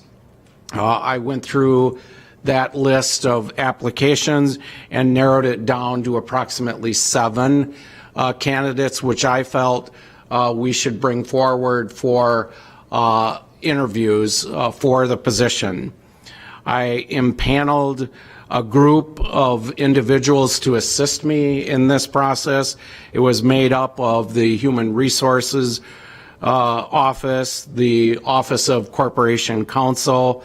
I asked the current sitting chair of the Health and Human Services Board, Supervisor Osnes, to assist me. We also had the citizen member of the Health and Human Services Board, Deb Lindeman, who is our retired public health officer. She currently sits on the Health and Human Services Board as a citizen member. And then I also reached out to the Health and Human Services Director for Dunn County, Chris Corpola. And Chris also was on the panel assisting me to reach a decision on a candidate to bring forward. So we had a first round of interviews on March 19th and March 20th with the panel which I described. We had good interviews. This was right in the thick of the beginning stages of the stay-at-home order. And so we conducted these interviews using the Zoom platform, which we are using for our meetings now, which was a very efficient process, but it wasn't something typically done. Normally we have face-to-face interviews and interaction. But for the most part, they were very, very well done interviews, and I feel we were able to solicit good information from the 6 candidates which we interviewed. From that group, I narrowed the group down to 4 candidates that we felt were worthy of further consideration. One of those 4 candidates withdrew from the process, and then we reached out to the candidates and we notified them that we would be taking a pause while we worked through the COVID-19 pandemic, knowing that the candidates that we were talking to, along with the staff that was assisting me conduct the interviews, everyone was distracted, for lack of a better word, very busy working on the response effort. And so to do the process justice, I let the candidates know that they were still under consideration for the position, but we were going to take a pause. So April 24th and 27th, I reinitiated the interview process, and that was with 3 of the 3 finalists for the position. Again, I used the Office of Corporation Counsel and Human Resources and the Assistant County Administrator for this second round of interviews. And from that process, I bring forward a candidate by the name of Robert Roert for your consideration for appointment to the position of Health and Human Services Director. And I have included Mr. Roert's resume in your packet. He has over 20 years of experience in the area of health and human services. He has a bachelor's and master's degree from the University of Iowa in social work and public health. He has experience working in 3 different states, the state of Iowa, the state of Hawaii, and the state of Minnesota. Most recently, Mr. Roart's experience was in the counties of Ramsey County, and currently he is employed by Hennepin County. I've had discussions with Mr. Roart. He has accepted the position and will be starting his position here pending your confirmation on June 8th of this year. I'm very excited to bring forward this candidate. I feel that he will be an excellent new Health and Human Services Director. He's well aware that he has big shoes to fill, replacing Fred Johnson as the current director. There will be a 2-week overlap. Fred, I worked out by mutual agreement, Fred extended his retirement beyond April 17th to June 19th, which I am greatly appreciative of. He is willing to stay on until we have a new director in place, and his leadership through the COVID-19 response effort has been admirable. And so I thank publicly, I think Fred is probably on or at least listening to the meeting, so I want to publicly thank him for his years of service as our Health and Human Services Director. And yeah. And typically Fred would be here this evening. He attends most county board meetings, but all of our staff most of our staff, I should say, is attending remotely. We have a few staff in the back. So I'm excited to bring forward this appointment, Mr. Chairman, and I ask for your support. We have a motion to Supervisor Osnes, a second. Supervisor Ard. Further discussion on this? Seeing none, we'll vote at this time. Cindy, roll call, please. Yep. Ed Schachner? Yes. Sean Anderson? Yes. Bob Long? Yes. Kathy Leaf? Yes. Kara Cook? Yes. Tim Hall? Yes. Paul Burning? Yes. Rick Otino? Yes. Bob Fiedler? Yes. Dave Osnes? Scott Coner? Yes. Dan Hansen? Yes. Scotty Yard? Yes. Greg Telejohn? Yes. David Peterson? Yes. Paulette Anderson? Yes. Judy Achterhoff? Yes. Shelley Tomschick? Yes. And Bill Peavy? Yes. Unanimous. Thank you, Mr. Chairman. Thank you. Thank you. Carries unanimously. Thank you. Next item then would be the County Administrators Committee appointments. Yes, thank you, Mr. Chairman. In your packet, you have a list of the appointments that statutorily need to be made by the county administrator. These are for all our various committees, commissions, boards. These are not standing committees. These are ancillary but very important committees that most have statutory reference to.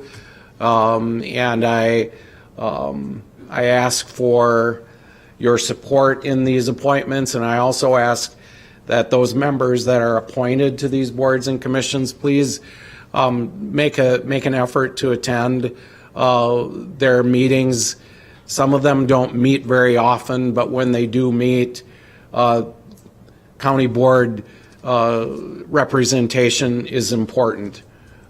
So I'd ask for those members to attend those meetings when they can. If there's an issue or if it's something you can't perform, let me know and I'll find a replacement.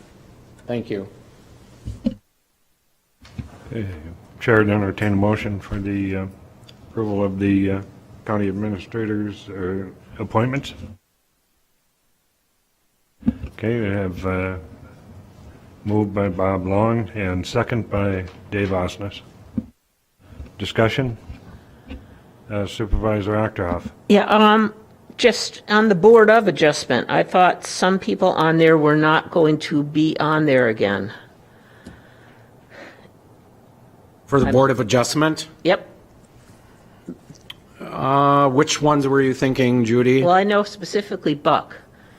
Buck Malik is going to continue to Oh, serve? he is, okay, when I Yes. talked to him, he said he wasn't. so- No, he's agreed to continue to serve, and he will be serving as a citizen member.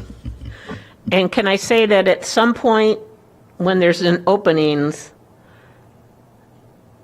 to my knowledge, there's never been a female on the Board of Adjustment, and I don't know why there aren't any capable females in the county that would not do an outstanding job on this I committee. think we had Sue Nelson at one point Correct, we did. serve on the Board of Adjustment, and I did reach out to former Supervisor Berkey. I did, and she declined. So I am trying to make sure that we're diverse.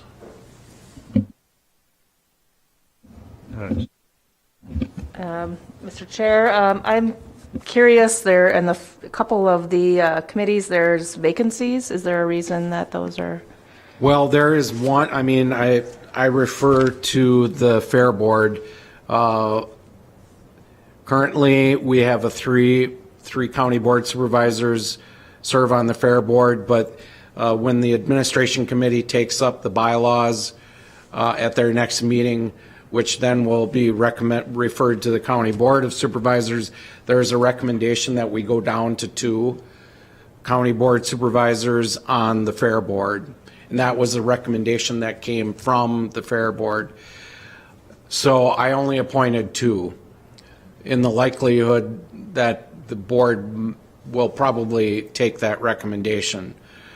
If they don't, and if it stays at 3, then I'll have to bring forward another name. Was there another one? It looks like maybe that was just an alternate for the Lower St. Croix Management Yes, I think Partnership. that's an alternate vacancy, yeah. Further discussion?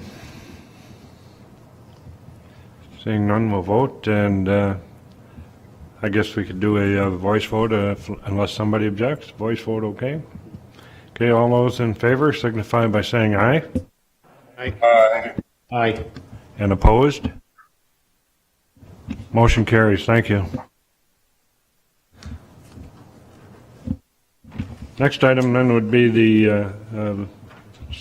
appointment to the Library Committee, and I'll mention that the one vacancy there for the one librarian, I'm waiting after their first meeting to get the recommendation of that committee for the replacement for that position. So on that note, I guess I'll open it up for a motion to approve.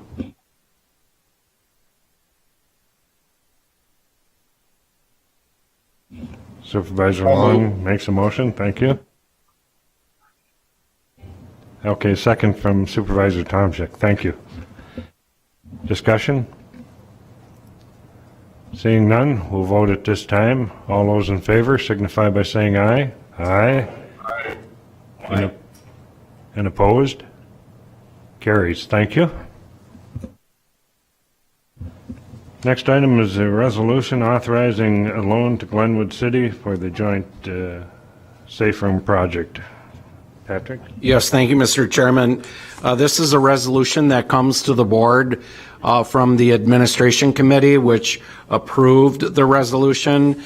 And long story short, this is authorizing a loan to Glenwood City in the amount of $524,295. And Glenwood, the city of Glenwood has received a grant. This is an emergency management grant in the very same amount, $524,295. Once that grant is received, St. Croix County will be reimbursed. The proceeds of the grant will be used to build a facility on the fairgrounds in Glenwood City that will serve as a safe room for emergency sheltering.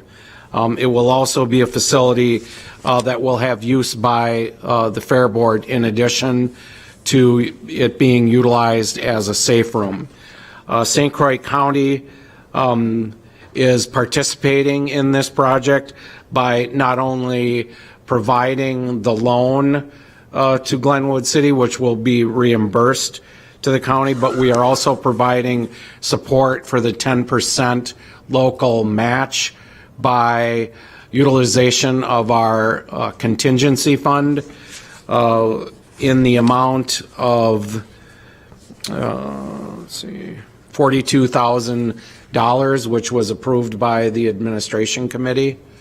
So that is our contribution to the project financially through our contingency fund, which was approved by the administration committee. So this resolution, if approved by the board, then will authorize that loan to the city of Glenwood City, which will be reimbursed over a period, I believe, of 2 years.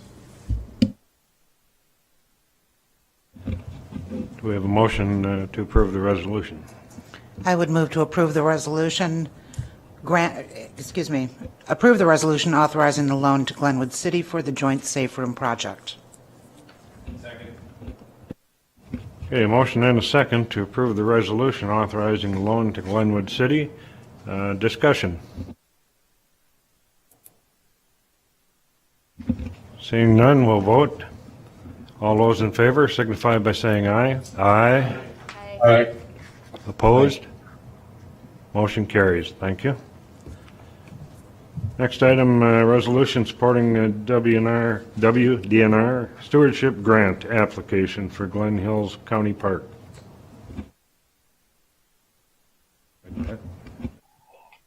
I'm sorry. Oh. Okay. Supervisor Tomczyk, seconds. Yes, thank you, Mr. Chairman. This is authorization to proceed with a grant for Glen Hills Campground. It's a 50-50 match with the State Department of Natural Resources. It's called a stewardship grant. The county's share of the project is $372,000, and the state's portion is 50%. So it's the same amount.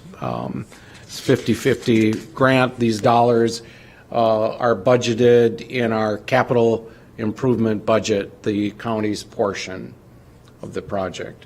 Ellen Denzer is here if you have specific questions regarding the specifics of the project, but bottom line, it's to enhance the campground facility at the Glen Hills Park in St. Croix County. Supervisor Long. Yeah, I don't really have any questions on the specific project, but I'm a little concerned about the timing. I know it's been budgeted and it's part of the capital improvement plan, but it seems like there's a lot of uncertainty when it comes to our financial situation right now.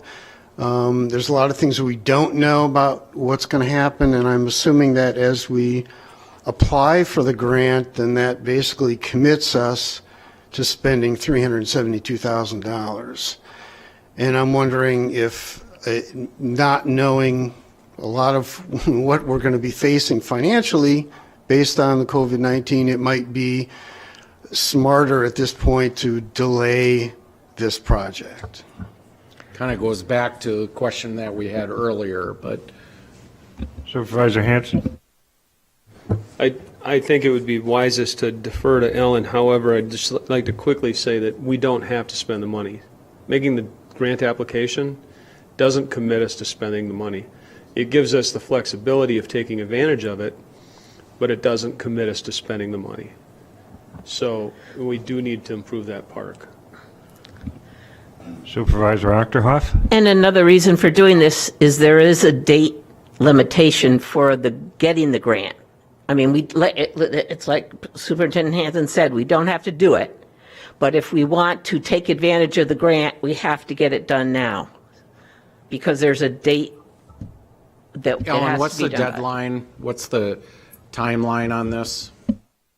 Grant applications are due May 1st, and one of the requirements that any grant application has to have is a resolution of support from the county board, and the county board resolution of support has to be in by June 1. And I would just add a couple things. First of all, this is a very large grant, and it's a big project, but we always work together with the Wisconsin DNR person who's in charge of grant applications regionally, and frankly, this particular year, probably a little bit due to COVID-19, this is a particularly good year to apply for this grant. These grants are extremely competitive. Okay, and they get probably 3 to 5 times as much requests for funding as they have available to fund grants. And it just so happens, again, probably because a lot of staff are not able to work on these kind of things in a lot of counties, a lot of shutdowns, but our staff were able to work all the way through the shutdown all the way through April, and we're told that they aren't seeing a lot of applications going to come in. So this would be a really great year for us to go after this. And this is a really good project. If you notice as reading through the background, it's a really opportunity to keep going on our master plan for the park. It's an opportunity to expand our group area in a whole new location, kind of right across from where the group area existing is. Make it more modern.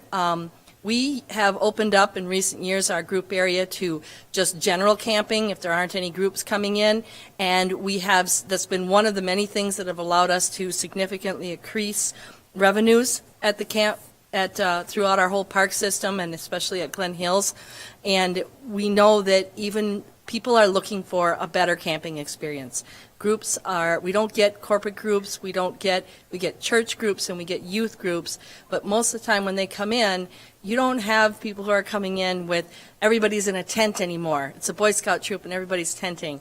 You've got the adults are in RVs, some of them are in tents, some of them are in pop-up campers, there's a lot of chaperones. And also when groups are coming, the most common group we get is families. And we get those quite a bit. We have a lot of popularity. And this would be very conducive to families of different age groups. Grandparents, parents, children, youths, newly married couples, that kind of thing. So this would work really, really well. And it also then opens up the area of the former group camp so that in the future we have plans to expand that, and we think that will be very, very popular and very large demand, because that's an area we can expand into very large location for very large RVs, which there's a demand for. This campground, this whole park, was opened in 1974, and it was designed back when most people didn't have one of those great big RVs. They didn't have those kind of facilities. So we struggle to accommodate those bigger ones. We've had sites that we've remodeled and changed, but we don't have very many of them. And there is a real demand. Our campground is beautiful. Our whole park is beautiful. And there is a real demand for even more larger campsites, and that's what we would move on to next. So this is sort of a step Ellen, plan the process. answer to my question was June 1? Yes, it was. I'm Yeah, sorry. thank I just you. wanted to take the opportunity to Thanks. answer some of the other comments. Supervisor Hanson. To clarify that, Ellen, then, this is going to generate revenue too, because we're improving the campgrounds, and campgrounds generate revenue. Is that correct? Yes, they do. Thank you. Supervisor Burnham. Sorry, I have one more question for you, just very quickly. And it doesn't have to be answered tonight because I'm in favor of applying for the grant, but if you could email me like what the projected revenues are off of that campground, that would be great. Okay. And what it's been in the past. Thank you. I'll be happy to provide you the history of it. Yep. This is Tim Hall. I'm wondering if there had been any studies done on the economic impact of the improvements for the area. Ken, did you want to address that? Yeah, I think the question was, is there any economic studies on this? That was the question, Supervisor Hall? Yeah. Yep. I think that was the same question that Supervisor Burning had also. Okay. I think what he's asking is a little bit different. I think maybe the surrounding area. Okay. That's correct. Just in general, just understanding the economics of both the investment and any potential returns, either directly to the county or to the local area.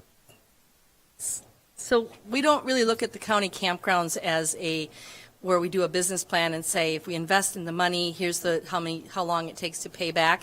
The campgrounds and all the park facilities in the county are provided as a service to St. Croix County residents, but we do always try to look at doing our very best to maximize the revenue that we bring in.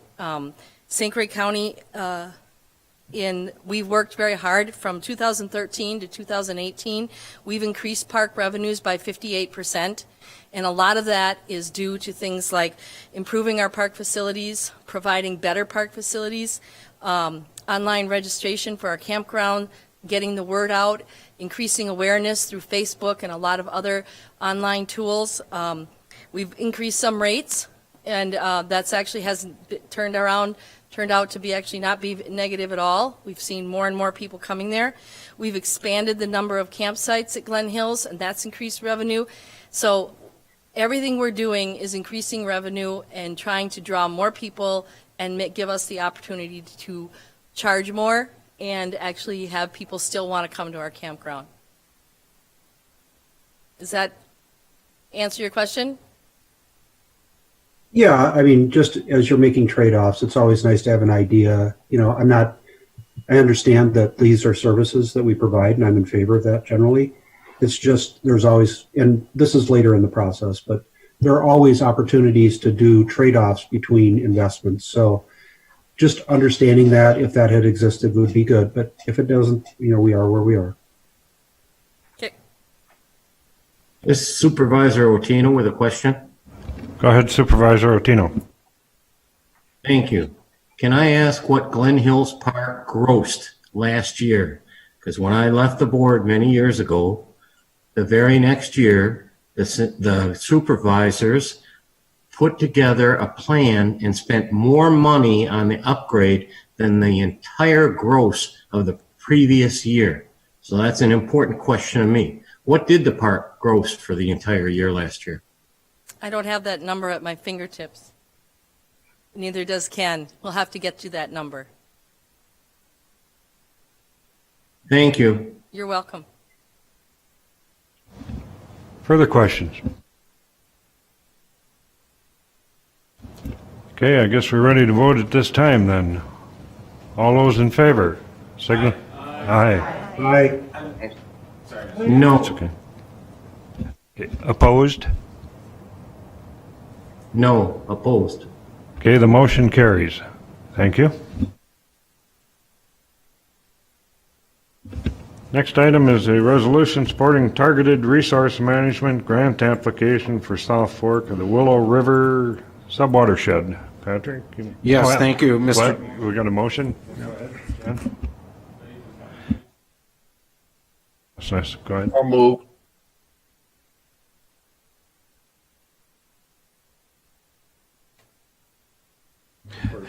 Thank you, Mr. Chairman. This is another grant application, targeted runoff management grant. The grant application is for $496,075. The local match, St. Croix County contribution towards this project is $46,000, which will fund a one FTE, which is one position, limited term employee position, to work on this project.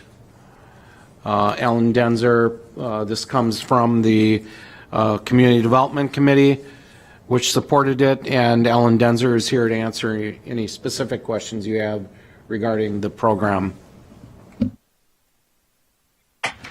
Questions?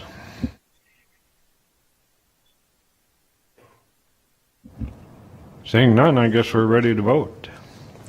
At this time, all those in favor signify by saying aye. Aye. Opposed? Opposed. Motion carries. What? Motion carries. Thank you.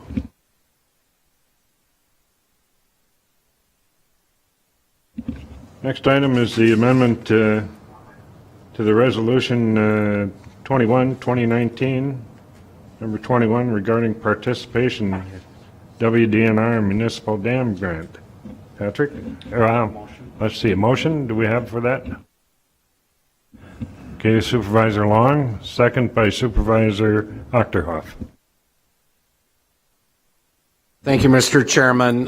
This is approximately a year ago, the County Board of Supervisors approved an application for funding to make improvements, maintenance improvements at the Lake Malibu Dam. This is a cost share with other municipalities. The St. Croix County is a 50% cost share, the City of Hudson 20%, the Village of North Hudson 20%, and the Town of Hudson 10% in terms of the maintenance costs for the Lake Malibu Dam. So a year ago, the board approved a resolution which authorized the application for funding to go forward with this project.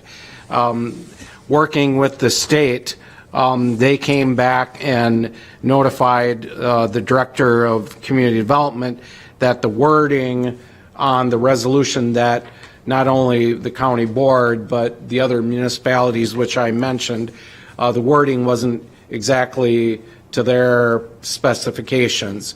And so they referred it back to the county and to the city and to the village and the town to modify the wording on the resolution, which bottom line is we specified a percentage and a dollar amount, and the state does not accept that.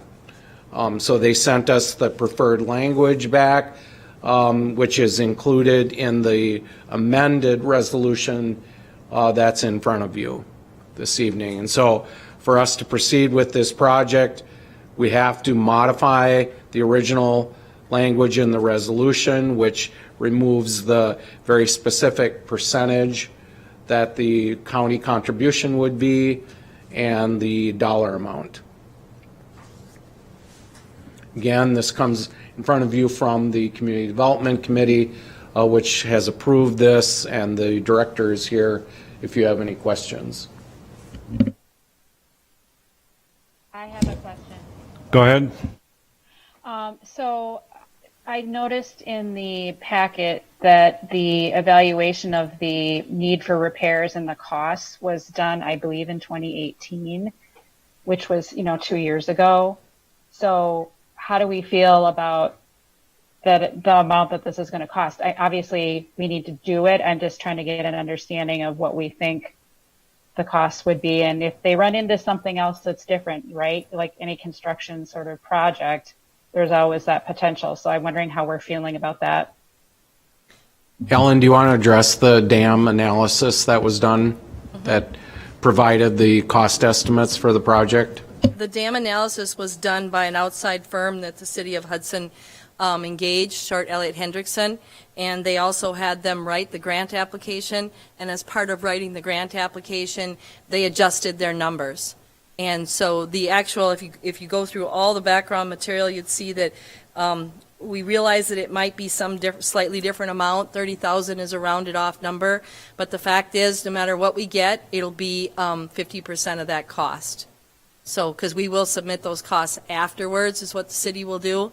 And they tried, I know that the Short Elliott Hendrickson did try to estimate fairly high, and we also know that the work paying them for the design and applying for the grant application will be reimbursed retroactively. Thank you. Further questions? Okay, we're ready. Supervisor, I'm sorry, go ahead. quick question. What is the total amount then that the county is going to be responsible for to the maximum, and also for the city and the township? I don't understand the breakdown of the percentages. Could you explain that, please? Sure. There's an agreement that was reached by the county board and those municipalities back in the 1960s, and that agreement has been reviewed historically, but it never gets adjusted, and I don't think any of those municipalities would agree to adjust it because St. Croix County has to pay 50% of all the costs of improvement of that dam and maintenance. 50%. The city of Hudson pays 20%, the village of North Hudson pays 20%, and the town of Hudson pays 10%. Thank you very much. Further questions? We're ready to vote at this time then. All those in favor signify by saying aye. Aye. Aye. Aye. Opposed? Motion carries. Thank you. Okay, next item then would be county clerk's, or I'm sorry, request for future agenda items.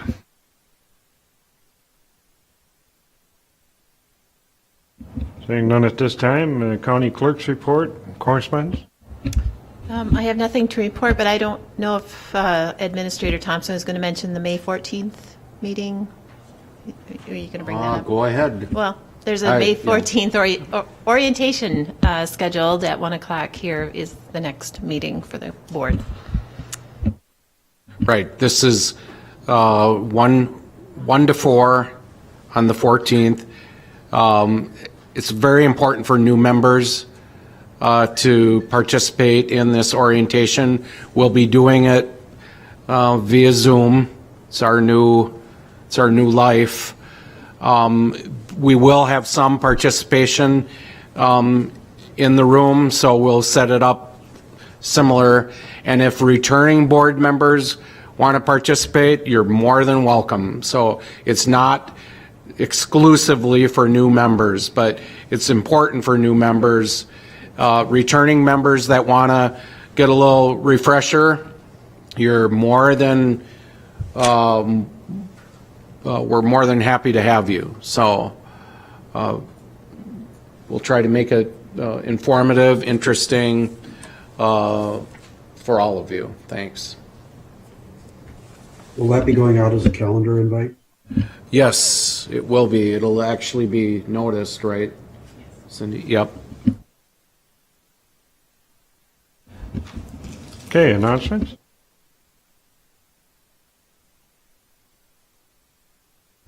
Okay, at this time, I'll adjourn the meeting at 7:08.